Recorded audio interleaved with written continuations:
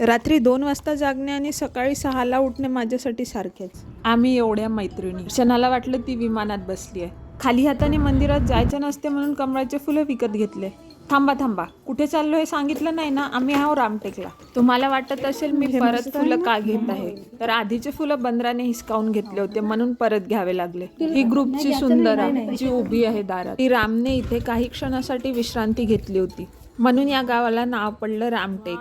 या टेकडीवर गेलं तर खालचं गाव एकदम अतिशय सूक्ष्म वाटायला लागतं. हा आहे मंदिर परिसर.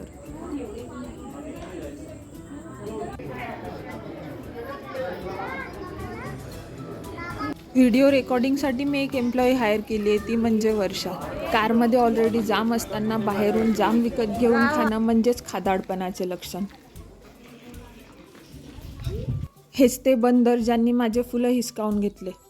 म्हटलं होतं ना, खादाडपणाचे लक्षण हेच ते लक्षण. पिझ्झा खाणं आम्हाला जमत नाही, पण कच्चा चिवडा असला तर पोट भरून. भाऊकडून सिंगाडे विकत घेतले आणि त्यांना पैसे दिले तर त्यांनी सांगितलं ही नोट नकली आहे.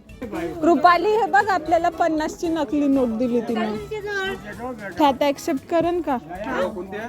आईस्क्रीम खाऊन निघालो तिथून.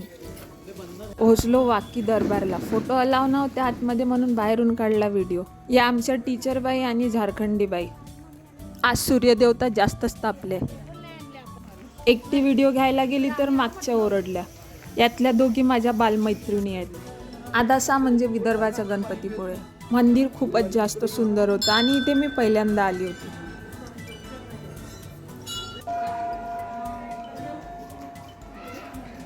निघालो आता घराकडे. भेटू नंतर. बाय.